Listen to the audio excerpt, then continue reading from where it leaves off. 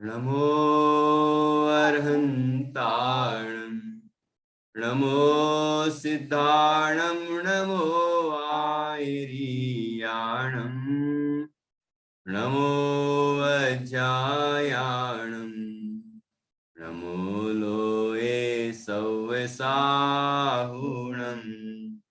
ऐसो पंचणमो यारो सव पावपणासिनो मंगलाणं च सव्येसिं परमं हो हि मंगलम् चत्तारि मंगलम् अरहन्ता मंगलम् सिद्धा मंगलम् साहु मंगलम केवली पन्नतो धम्मो मंगलम चत्तारि लोकोत्तमा अर्हन्ता लोकोत्तमा सिद्धा लोकोत्तमा साहु लोकोत्तमा केवली पन्नतो धम्मो लोकोत्तमो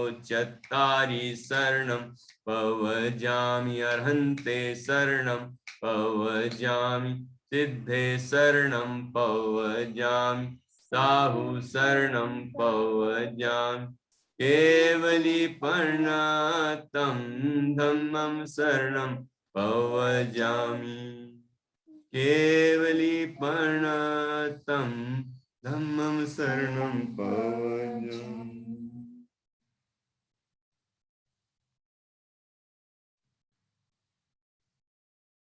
गीत कुसुम में बाल वर्ग 7 की कल दूसरी कविता अनुव्रत पालो यह सीखी थी।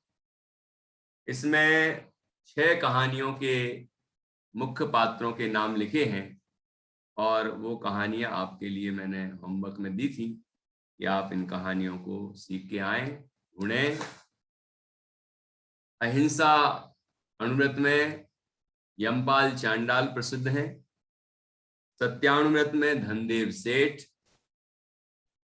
अचौर्यानुव्रत में वारिशैन मुनि नहीं, उस समय मुनि नहीं थे वो, वारिशैन राजकुमार। और ब्रह्मचर्यानुव्रत में महासती नीली। परिग्रह परिमाण अनुव्रत में जय कुमार राजा जय कुमार। और अनुव्रत में पांचों अनुव्रत को धारण करने वाली थी नागश्री। उन्होंने ये 5 अनुव्रत का पालन किया था। इस तरह से ये 6 कहानी आपको मैंने दी थी कि आप भी ढूंढ के लाएं और सुनाएं। तो कौन कौन बच्चे सुनाना चाहते हैं? सबसे पहले यमपाल चांडाल। यमपाल चांडाल की कहानी याद है अच्छे से?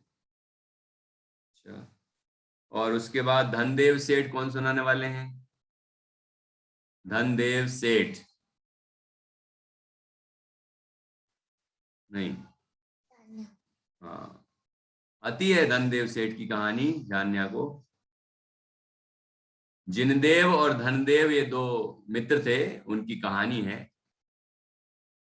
वारिशैन की कहानी तो आती होगी, एक बार मैंने भी सुनाई है। वारिशैन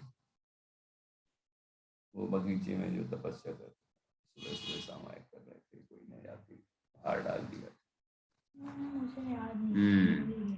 महासती नीली कौन सुनाने वाले हैं? अच्छा, मैत्री, ठीक है। और जय कुमार राजा राजा जय कुमार की कहानी नित्या। नागश्री साध्या ने तो एक भी तैयार नहीं की। पापा से पूछना थी ना, तो पता होंगी कहानियां। आजकल तो यूट्यूब पर तो सब भरी पड़ी हैं।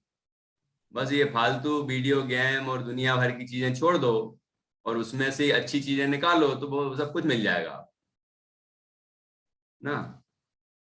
बस उसका त्याग भी तो करना पड़ेगा कि इतनी देर हम फालतू गेम और फालतू टाइम पास या आंखें खराब वाला काम नहीं करेंगे। बल्कि उसमें से कुछ अच्छी चीजें सीखेंगे। तो कहानियां देखें, बाल गीत सीखें, कुछ बढ़िया आर्ट कुछ बनाना सीखें, वो चीज सीखी जा सकती है उसी में से। और क्लास में तो आप करते ही होंगे। चलिए, तो पहले यमपाल चांडाल की कहानी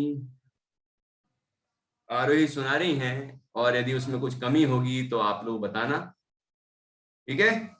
चलिए, आरोही जी यमपाल चांडाल की कहानी सुनाएगी। एक यमपाल चांडाल था, उसको का नाम मुझे नहीं पता। तो नाम ही था यमपाल। हाँ, तो उसको राज्य में रखते हैं, तो वो लोगों को मारता है, जो फांसी चढ़ाता है या फिर मार देता है, तो उसको राज्य में रखते हैं। और शॉर्ट में सुना नहीं, जैसी सुनाना, विस्तार से भी सुना, जैसी आती सुना। तो उसने यमपाल चांडाल ने मुनि से कोई सा एक व्रत लिया, उसमें वो अष्टमी ऐसा कुछ दिन, हाँ, 14 के दिन वो लोगों की हिंसा नहीं करेगा। तो उसने ऐसा व्रत लिया मुनि से। तो फिर एक दिन राजा का बेटे ने कोई सा गंदा काम कर दिया था। तो उस दिन 14 थी। तो फिर वो यमपाल चांडाल को उसके घर पे बुलाने गए। तो यमपाल चांडाल छुप गया। उसकी पत्नी से बोला कि अगर वो सैनिक आए मुझे बुलाने तो तुम बोल देना कि वो घर पे नहीं है, कहीं गए हैं। तो फिर सैनिक आए और सैनिकों ने उनकी यमपाल चांडाल की पत्नी से पूछा कि यमपाल चांडाल कहाँ है। तो उसकी पत्नी ने बोला कि वो तो बाहर गए हैं। तो फिर सैनिकों ने बोला कि हम तुम्हें धन देंगे इतना सारा। तो वो यमपाल चांडाल की पत्नी लालच में आ गई। वो बोल रही थी कि ये तो बाहर गए हैं, और एक्शन करके यहाँ वहां दिखा रही थी। तो फिर वो कमरे में छिपा था यमपाल चांडाल। तो सैनिकों ने वहां गए और वहां पर यमपाल चांडाल मिल गया। तो उसको ले गए राज्य में, और सैनिकों ने बोला राजा से कि ये राज्य में आ नहीं रहे थे, छुप रहे थे। और तो राजा ने उन दोनों को मगरमच्छ के कुएं में या फिर तालाब में भेज दिया। तो दोनों को अंदर पटक दिया। तो फिर राजकुमार तो मर गया डूब के।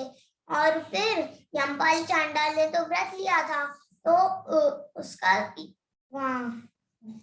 समुद्र तालाब में एक सिंहासन बन गया, और देवों ने बनाया था वो सिंहासन। तो उस पे वो बैठ गया यमपाल चांडाल, और यमपाल चांडाल की देवों ने भी पूजा की थी। फिर राजा ने भी बहुत सम्मान किया। फिर राजा ने जब ये बात सुनी कि तालाब में सिंहासन लगा है और उस पे यमपाल चांडाल बैठा है, तो उसने राजा ने भी यमपाल चांडाल की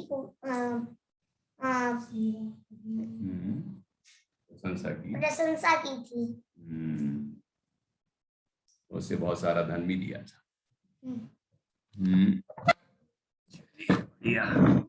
हाँ, तो किसी और को कुछ इसमें जोड़ना है? कोई ऐसा लगा हो कि कोई बात भूल गई है और बताने की जरूरत है यमपाल चांडाली कहानी में?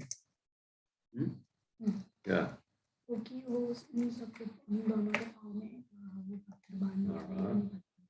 अच्छा,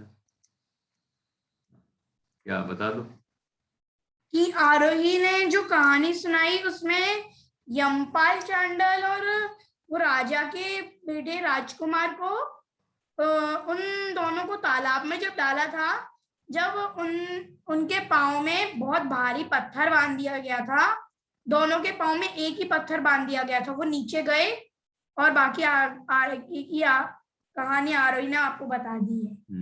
जानने कुछ रह गया क्या? इस विषय में कुछ और बताना है आपको? नहीं, ठीक है तो नहीं जी, ठीक है कहानी। ओके ओके, मुझे हाँ एक बार फिर से अनम्यूट कर लो। भैया जी, मैं भी ये कहानी सुनाना चाहती हूँ। कौन सी?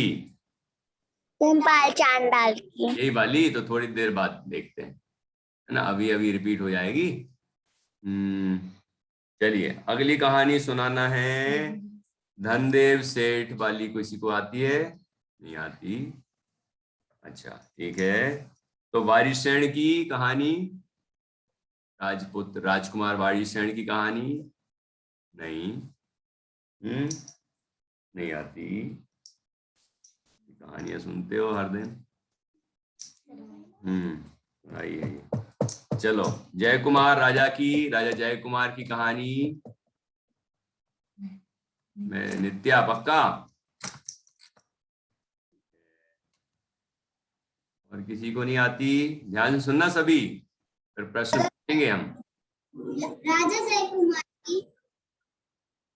राजा जय कुमार, हाँ सुनाइए।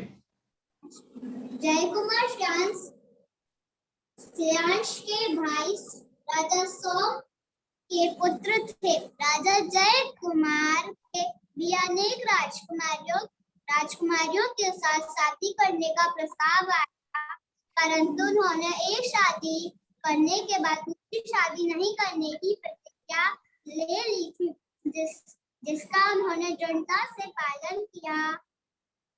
राजकुमार की सुलोचना नाम की एक सद्गुण पत्नी थी। एक सद्गुण पत्नी थी। उन्हें एकमात्र रानी सुलोचना के अलावा अन्य सभी स्त्रियों का त्याग था। एक बार इंद्र की सभा में स्वधर्म इंद्र ने उनके उस व्रत की प्रशंसा की। यह सुनकर देव उनकी परीक्षा करने आया। उस समय वे कैलाश पर्वत की यात्रा पे गए थे। उस समय उसने विद्याधरी का उत्तम रूप धारण करके जय कुमार के सन्मुख अपने विवाह का प्रस्ताव रखा और उन्हें बहुत ललचाया और हाव भाव प्रसिद्ध करके अपने साथ क्रीड़ा करने के लिए कहा, परंतु जय कुमार जिसका नाम वह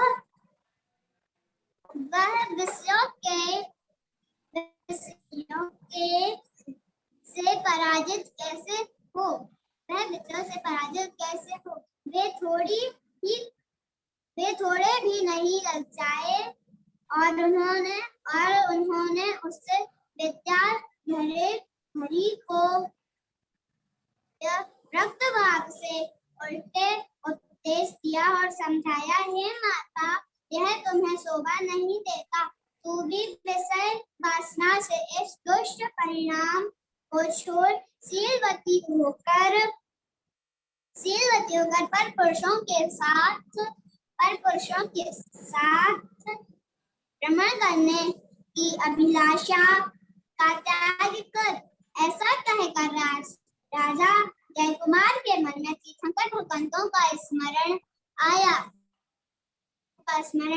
और वह संत होकर उन्हें मुनि दीक्षा ले ली और आत्म ध्यान करके केवल ज्ञान प्रकट करके मोक्ष पा लिया। बहुत बढ़िया। तो इस तरह राजा जय कुमार की कहानी सुनाई। राजा जय कुमार की पत्नी का नाम था सुलोचना और वो अपनी पत्नी में ही संतुष्ट थे और अन्य विवाह करने से उन्होंने मना कर दिया।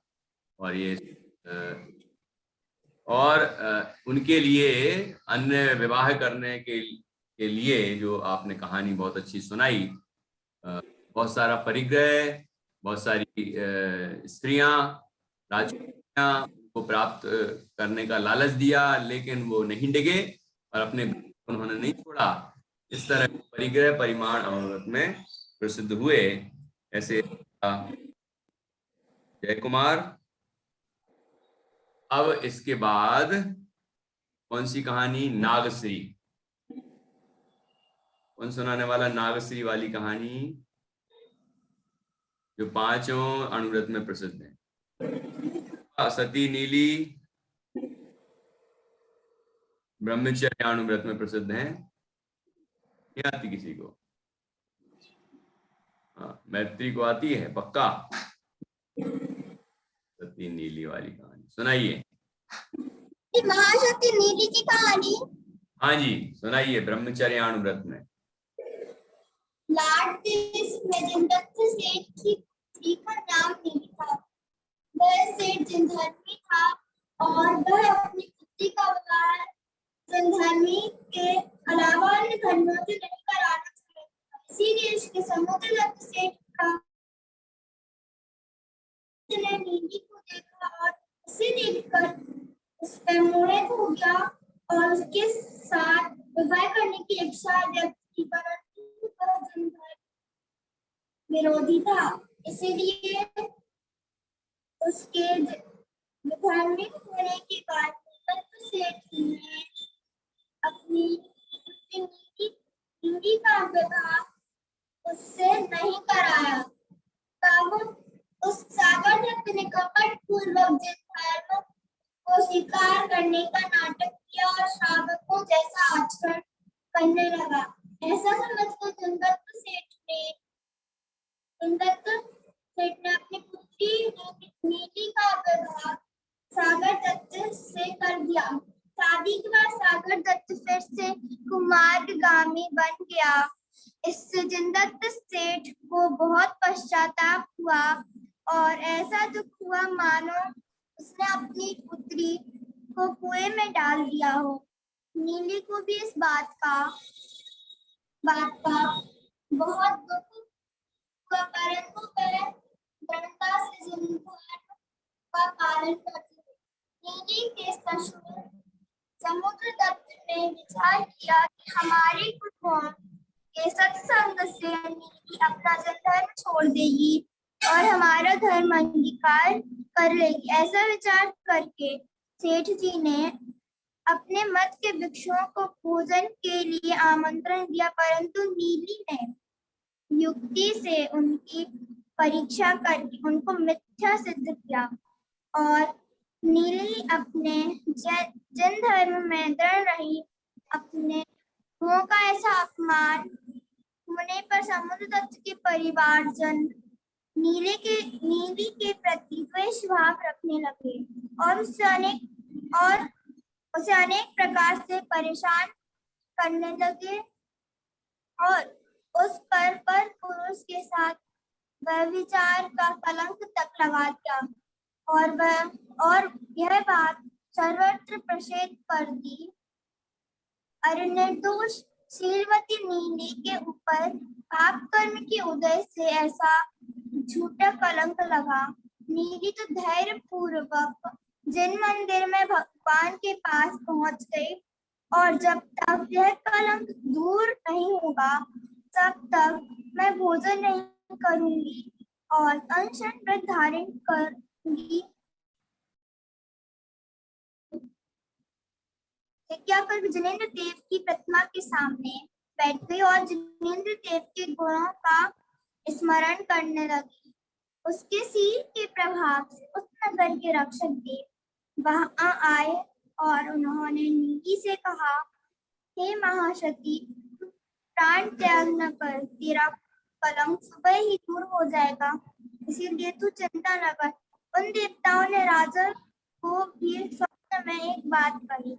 बस रात्रि हुई और नगर का दरवाजा बंद हो गया। जब सुबह हुई तो नगर का दरवाजा ऐसा बंद हुआ कि किसी भी प्रकार से खुला नहीं गया। नगर के सिपाही घबराते हुए राजा के पास पहुंचे और यह बात राजा को बताई तथा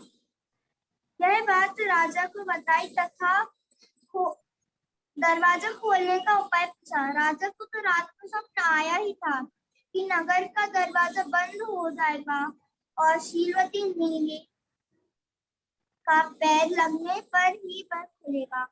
अनेक प्रश्न पढ़ने पर भी दरवाजा खुला। में राजा की आज्ञा से मंदिर से नीली को बुलवाया गया। रंगकार मंत्र जपती हुई नीली आई और उसके पैर का स्पर्श होते ही दरवाजा खुल गया। उसके सील का ऐसा प्रभाव देखकर सर्वत्र उसकी जय जयकार होने लगी और उसका कलम हुआ। सागरदत्त ने भी प्रभावित होकर उससे क्षमा मांगी और जिनभर मांगी बात करके अपना हित किया। उसके बाद शीलवती ने संसार से प्रकट होकर आई। तब वही राजगृह में समाधि मरण किया। वहाँ आज भी एक स्थान नीलीबाई की गुफा के नाम से प्रसिद्ध है और जगत को सील की महिमा बता रहा है। जय स्नेन्द्र। बहुत बढ़िया। ये कौन सी जगह है जहां पर ये गुफा है? नीलीबाई वाली गुफा, जो आप महासती नीली की गुफा, ये कहां पर है? कहीं लिखा है क्या? चलो पता करके बताना। तो अच्छी कहानी सुनाई आपने। बाकी अगली बार से ऐसा करें कि कहानी को 2-3 बार पढ़ लें, का जो सार रहे अपनी भाषा में उसको सुना। ठीक है? एक एक अक्षर सुनाने की बजाय आप अपनी भाषा में उसको सुनाएंगे तो ज्यादा प्रभाव पड़ेगा, अच्छा लगेगा। ठीक है ना? दोनों को ऐसा ही करना है। जैसे आरोही ने सुनाई तो पूरी बिना देख के सुनाई ना, उसका सार लेकर, तो वो प्रभावपूर्ण लगती है और उसमें मूल मुख्य बातें आ जाती हैं, तो कहानी समझ में आ जाती है। ठीक है मैत्री नित्या?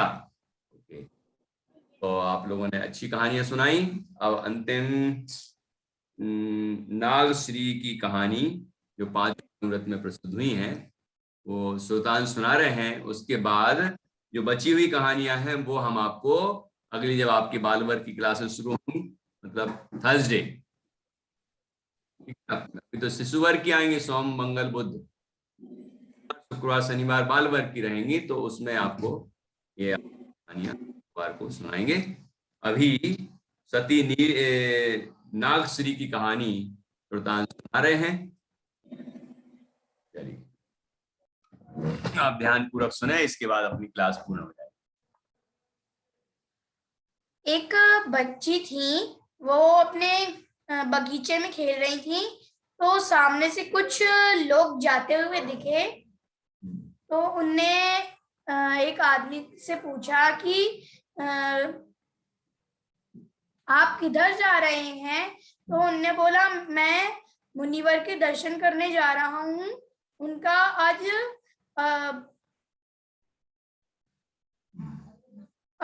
अनुव्रत का उपदेश होएगा। तो वो गई, उनके साथ ही चली गई कि मुझे भी सुनना है, मुझे भी देखना है कैसे होते हैं। तो वो गई, उनने पूरा उपदेश सुना और उनने अनुव्रत धारण किए। फिर उसके बाद वो अपने पापा के पास गई और उनने बोला कि पापा सुनो, मैंने आज अनुव्रत धारण किए हैं। तो उनको गुस्सा आया कि बताओ किसने दिए तुम्हें अनुव्रत?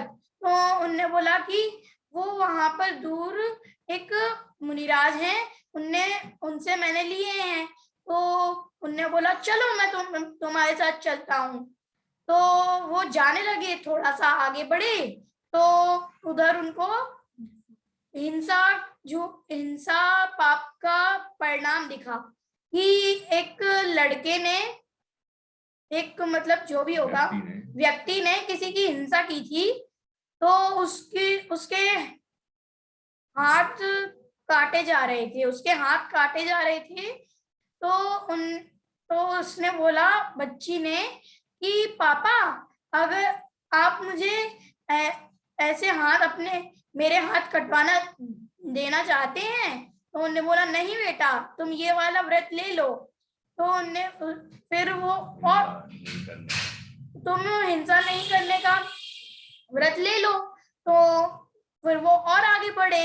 फिर उन्होंने देखा कि एक झूठ बोला था किसी लड़के ने किसी को, किसी व्यक्ति ने किसी को झूठ बोला था, तो उसकी जीभ काटी जा रही थी। तो लड़की ने पूछा बच्ची ने कि पापा मैं आप चाहते हैं कि मैं झूठ बोलूं और मेरी जीभ कटे? तो पापा ने बोला कि तुम झूठ मतलब झूठ ना बोलने का भी व्रत ले लो। फिर वो और आगे बढ़े।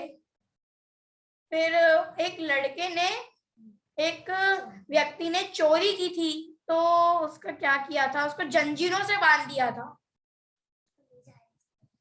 उसको जंजीरों से बांध दिया था। फिर और आगे बढ़े तो एक व्यक्ति ने कुशील करी थी, तो वो बहुत बीमार था और उसको एम्बुलेंस तो नहीं होती थी पहले,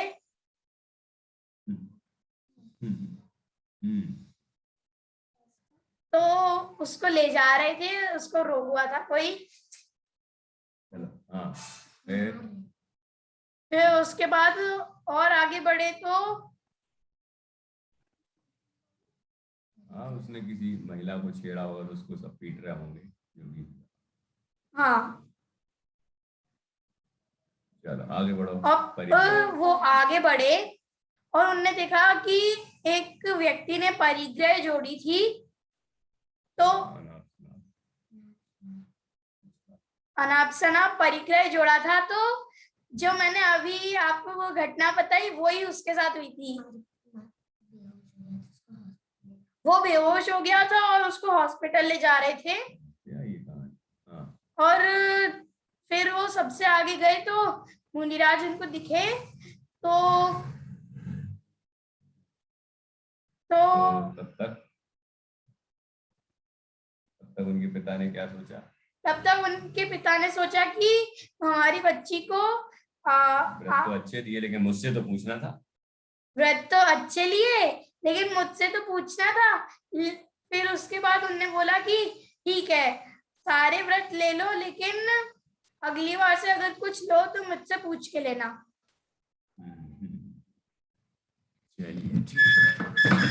तो इनने YouTube पर देखी होगी तो उसमें थोड़ा बहुत आधुनिक नाम भी आ गए हैं। कुल मिला के 5 पाप होते हुए दिखे और उनकी सजा मिलती हुई दिखी। तो वो नागश्री ने पूछा कि क्या आप चाहते हैं कि मेरे साथ भी ऐसा हो, मैं ऐसा पाप करूं और मुझे ऐसा फल मिले? तो पिताजी बोलते गए नहीं नहीं नहीं नहीं, ये व्रत तो ले लो, ये व्रत तो ले लो। इस तरह से 5 अनुव्रत लेने की आज्ञा मिल गई।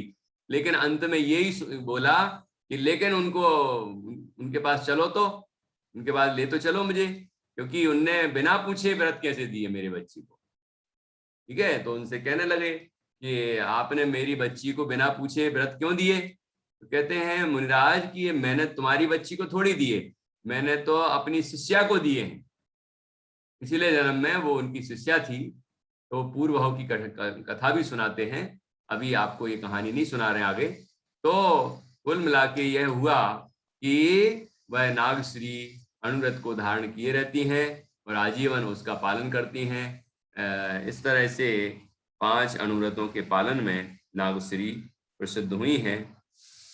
उनने ये गलत बोला कि उसने उसको ये नहीं बताया कि वो उसी परिग्रह में वो बीमार क्यों पड़ गया था, क्योंकि वो ये सोचता रहता था कि मेरा ये धन चला गया तो मैं ये क्या करूंगा, मेरी गाड़ी चली गई तो मैं क्या करूंगा, ये सब सोचने लगा और वो बीमार पड़ गया।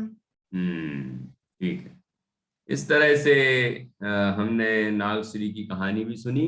और भी आप पुराण में जो कहानी है उसको और अच्छे से पढ़ें तो आपको और विशेष जानने को मिलेगा। तो इस तरह अपन ने यहाँ चर्चा की। अब बारिशेन और धनदेव की कहानी ये 2 रह गई हैं, तो इसको मैं आपको थर्सडे गुरुवार को सुनाएंगे। ठीक है, तब तक किसी को यदि कहानी मिल जाए, आप ढूंढिए, तो आप सुनाएंगे तो और ज्यादा अच्छा रहे।